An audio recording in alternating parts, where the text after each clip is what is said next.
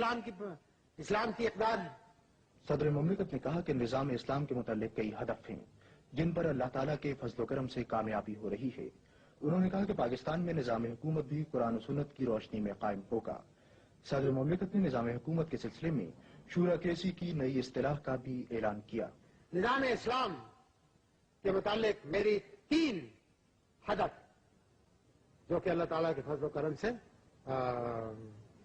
اس میں کامیابی ہو رہی۔ نظام عدل، اس کے اندر قاضی کوڈ آرڈیننس پاس ہو چکا ہے آپ کی طرف سے، کابینہ نے اس کی منظوری دے دی۔ قانون شہادت مجلس شورا نے پاس کیا ہے، کابینہ نے اس کی منظوری دے دی۔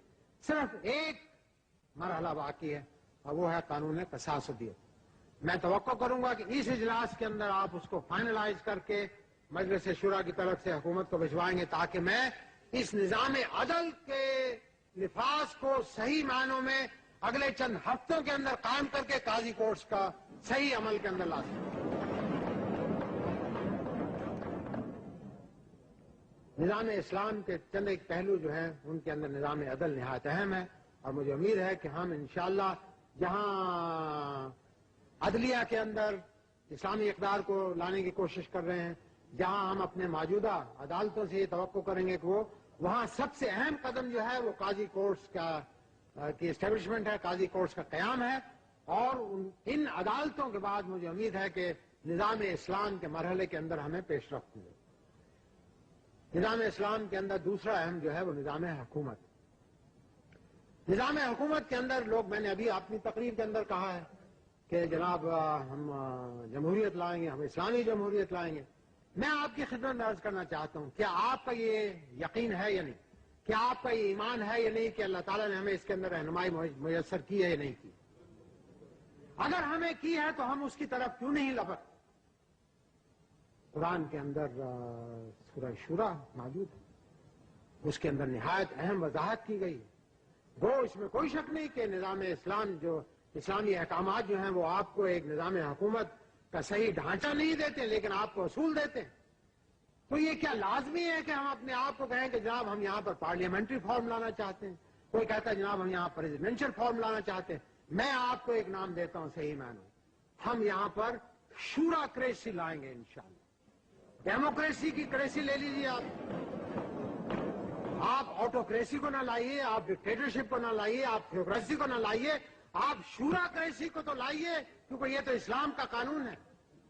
لہذا پاکستان کا جو نظام حکومت جو ہے وہ شورا کریسی پر مبنی ہوگا، وہ اسلامی نظام ہوگا، وہ اسلامی جمہوریت ہوگی جس کے اندر انشاءاللہ اللہ تعالیٰ ہمیں کامیاب۔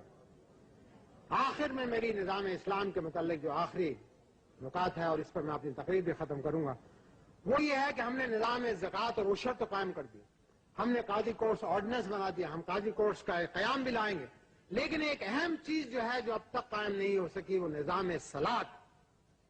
نظام صلاۃ کے متعلق میں نے اپنی ہر تقریر کے اندر میں آپ کے سامنے باز کرتا ہوں، ہر جگہ پر ہم یہ کہتے ہیں کہ جناب دفتروں میں، دفاتر میں، اسکول میں، کالجوں میں، فیکٹریوں کے اندر بھی اب یہ ہم نے کہا ہے کہ جناب وہاں پر ہر کارخانے کے اندر جہاں اسلام کا نام لینے والے موجود ہیں نظام صلاۃ قائم ہے، لیکن نظام صلاۃ قائم کرنے کے لیے میں اس کا چھوٹا سا خاکہ آپ کے سامنے پیش کرنا چاہتا ہوں۔ ہماری یہ توقع ہے کہ نظام صلاۃ قائم کرنے کے لیے ایک علیحدہ مشینری قائم، ہماری یہ کوشش ہے کہ اس نظام صلاۃ کو قائم کرنے کے لیے جس طرح نظام زکوٰۃ کی ایک کمیٹی ہے، اسی طریقے کے اوپر ہر گاؤں کے اندر، ہر محلے کے اندر، ہر قریے کے اندر، ہر شہر کے اندر، مخصوص علاقوں کے اندر نظام صلاۃ قائم کرنے کے لیے کمیٹی، جس کا کہ چناؤ وہاں کے لوگ خود کریں، جس کا کہ کام صرف یہ ہو کہ وہ 5 وقت کی نماز قائم کرنے کے اندر مدد دے، معاون ثابت ہو، اور پاکستان کے اندر صحیح معنوں کے اندر نظام صلاۃ قائم ہو تاکہ لوگ اللہ تعالیٰ کے احکامات کے مطابق 5 وقت کی نماز ادا کریں، اور ان کو اس طرف ترغیب دی جائے۔ مجھے امید ہے کہ نظام صلاۃ کے بعد نظام زکوٰۃ اور عشر جو کہ قائم ہو چکا ہے، نظام عدل کے بعد نظام تعلیم کے اندر جو کہ ہم نے اسلامی اقدار کو لایا ہے، اس کے بعد موجودہ حکومت کی طرف سے اتنی پیش رفت ہو جائے گی، اتنی اینٹیں رکھی جائیں گی کہ یہ ایک آئندہ نظام اسلام کی عمارت بنانے کے لیے ایک نہایت مثبت، مضبوط اور مستحکم بنیاد کا کام دے.